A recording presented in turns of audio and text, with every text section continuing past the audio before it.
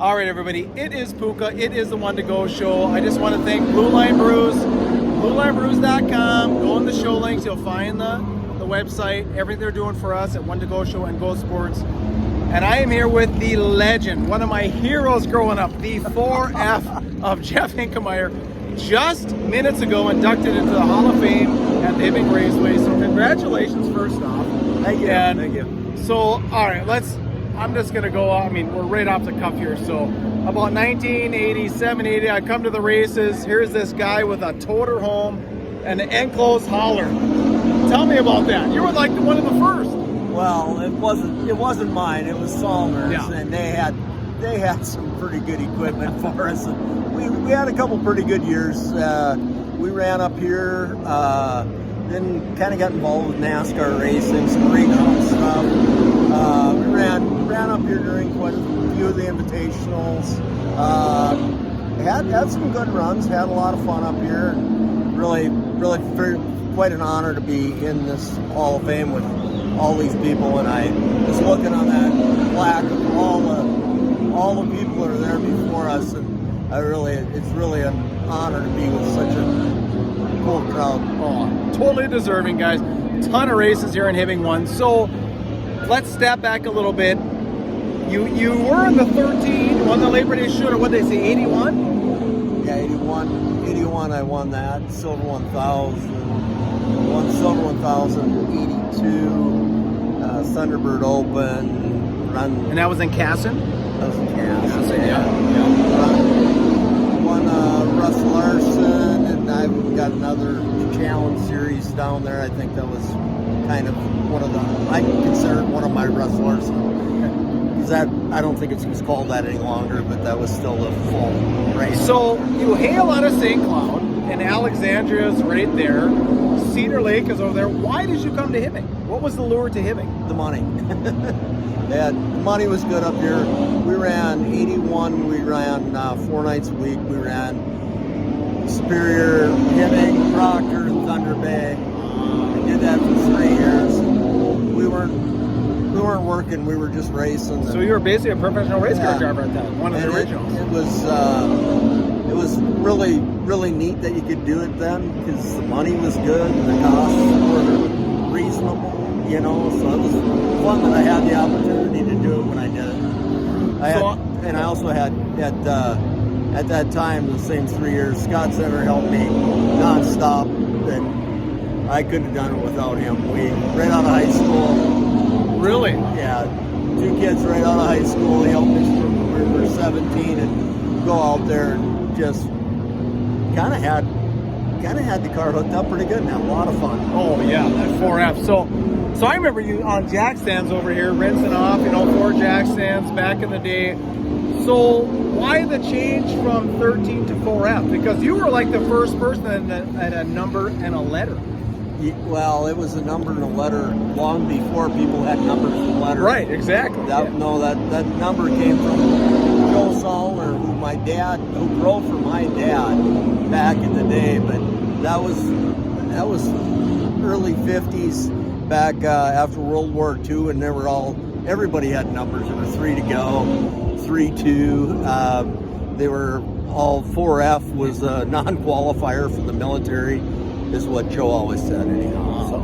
So tell me about Joe Salmer. Like you said, you raced for him. I've heard of him. I know nothing about him. Like I said, I was just a huge fan back in the day.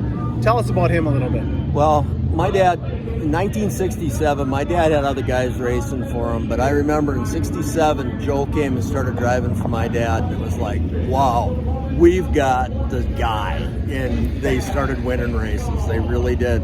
They had an old Russ Larson car, and Joe and my dad, there was a modified car, and they just killed it. They went to the fall race up in Thunder Bay, and they said, well, they had 4 Weber carburetors on their car, and all the modified guys got together and said they had to run with the fuel-injected sprint cars because they've been running so strong. And they ended up taking second to Barry Kettering up there. Yeah, I remember that name. Yeah. Yeah, and that car was just bad fast, and I was really proud of Joe. Was a wheel man, and my dad could really get that thing to haul. And it was a good bunch to learn from, hang around. Scott was his son, and he was a crew chief on the car, the 4F car, all the time, and we had a lot of laps together.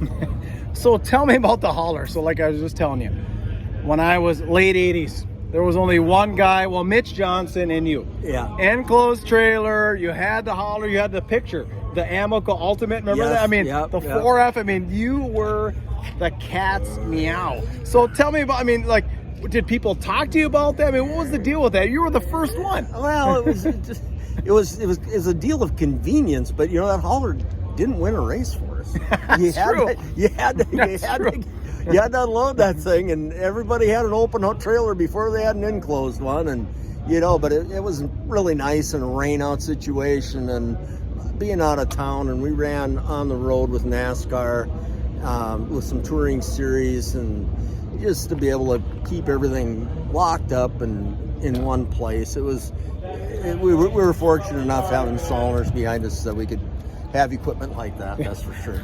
So tell me about Thunder Bay. Like, there's a lot of young viewers that don't even remember those, but I was there as a kid before I even remember. My parents brought us up there. We went up the Lawrence Shore, watched the colors. Tell us your memories or what you remember about that big Thunder Bay Invitation, because that was big back in the day. Oh, it was huge. And I mean, I can remember, I don't think I got to go along when Joe and all those guys went up there, because they just basically had a pickup truck and a topper, and you know, they had a couple guys and that was it. But I remember later years they'd send cars along with them, and it was just a remarkable deal.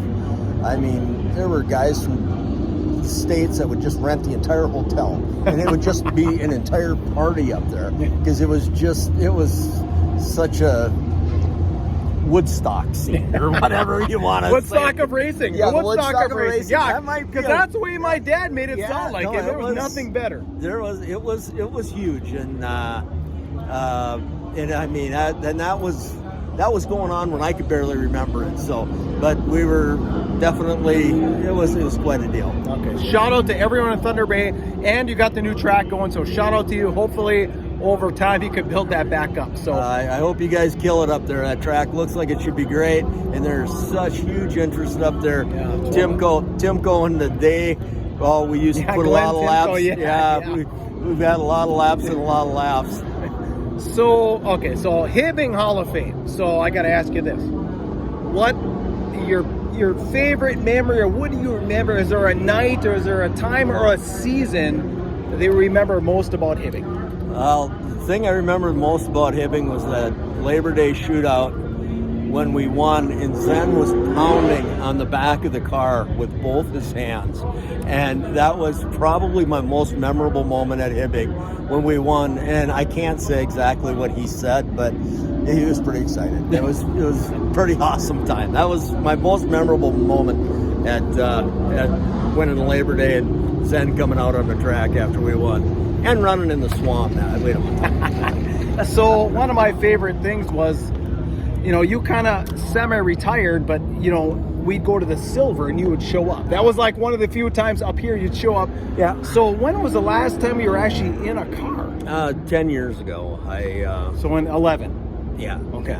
I had undergone my 5th spinal surgery, and thought it probably wasn't such a good idea to get back in the car. I